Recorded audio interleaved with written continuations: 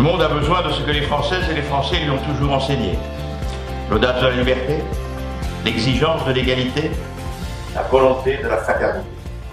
Oui, c'est avec ces mots mêmes qu'Emmanuel Macron a entamé son mandat présidentiel en plaçant son action sous le signe de l'espoir, de l'esprit de conquête et du renouveau. Mais si les paroles étaient fortes, qu'en est-il réellement des actes 2 ans et demi après son élection? À nous, citoyens, de les juger avec lucidité.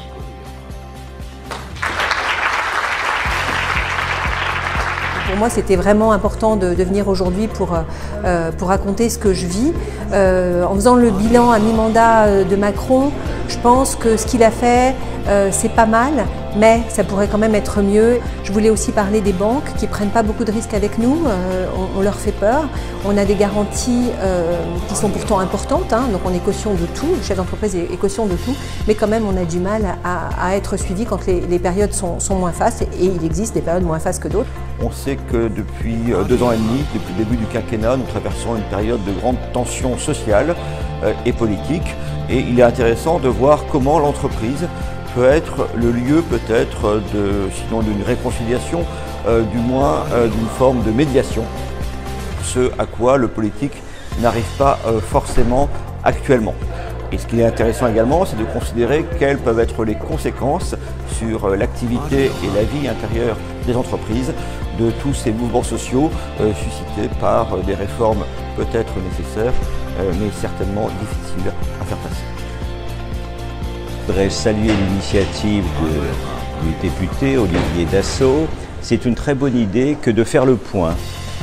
Et nous allons faire un bilan. Dans un bilan, il y a un actif, et puis il y a un passif, et puis il y a un solde. Bien entendu, le contexte, il est houleux. Il est houleux, mais il y a des atouts, il y a une espérance, et puis il y a déjà des leçons à tirer sur ce qui a été décidé. On doit réinventer l'État, on doit réinventer la transition énergétique, la transition numérique, et l'entreprise est au cœur de ces défis. Des réformes structurelles ont été engagées. On voit qu'il y a un état d'esprit nouveau par rapport à l'entreprise, par rapport à l'industrie. Maintenant, il faut transformer l'essai, c'est-à-dire il faut développer des secteurs économiques nouveaux pour exporter, pour contribuer à transformer le monde et faire face aux défis planétaires du XXIe siècle. C'est difficile de faire un bilan parce que ce sera plutôt à la fin du mandat.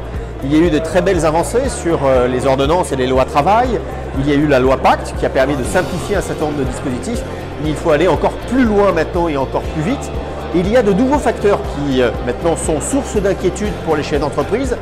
La mondialisation avec l'asymétrie et la concurrence déloyale qui pose problème avec un déficit extérieur qui est largement déficitaire.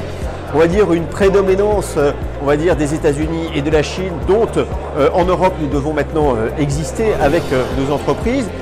Il y a les contraintes exigées, nécessaires, voulues sur l'environnement durable, sur la politique green que nous devons mener dans nos entreprises, qui sont parfois pas immédiatement compatibles avec nos logiques économiques auxquelles nous attendons des pouvoirs publics, on va dire de la compréhension et de la lisibilité sur les orientations qui vont être prises.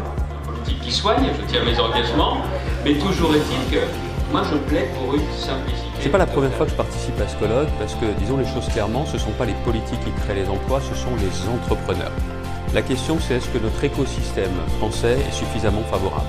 La réponse est claire, c'est non. On voit aujourd'hui quel rang économique on tient. Imaginez si on desserrait le frein à main fiscal, social, réglementaire qui pèse sur nos entreprises. On aurait davantage de création de richesses et on aurait davantage d'emplois. Question de quelle ambition, notamment industrielle, nous avons pour notre pays et comment y arriver. Deuxièmement, c'est comment mener une véritable politique de retour à l'emploi et de retour vers l'emploi. Sur la question fiscale, en proposant notamment des initiatives régionales dans le cadre d'une nouvelle loi pour justement être beaucoup plus favorable à la création d'activités, à la création d'emplois et notamment aux entrepreneurs. Sur toutes ces questions-là, je pense que la clé numéro 1, c'est création d'emplois, mais c'est aussi clairement la question du pouvoir d'achat et les idées, les initiatives autour de l'intéressement et la participation m'intéressent et c'est pour ça que je ferai aussi des propositions. En tout cas, merci de cette invitation et merci de votre engagement parce que je pense qu'au-delà de l'action individuelle de chacun, il importe qu'il y ait un porte-voix, un porte-parole et Olivier et Génération Entreprise le font très bien. Ce rapport, effectivement, le problème de l'instabilité fiscale est un vrai souci pour les entreprises petite poignée de membres d'ailleurs, dans laquelle j'ai travaillé pendant 20 ans pour développer leur Et 10 ans d'expérience du secteur privé. Comment allez-vous demander à un gars qui n'a jamais réformé quoi que ce soit d'aller réformer l'État français aujourd'hui, qui est le problème? C'est tout ça. Relever pour réussir l'avenir, Chirac avait dit, dans un environnement qui change, il n'y a pas de plus grand risque que de rester.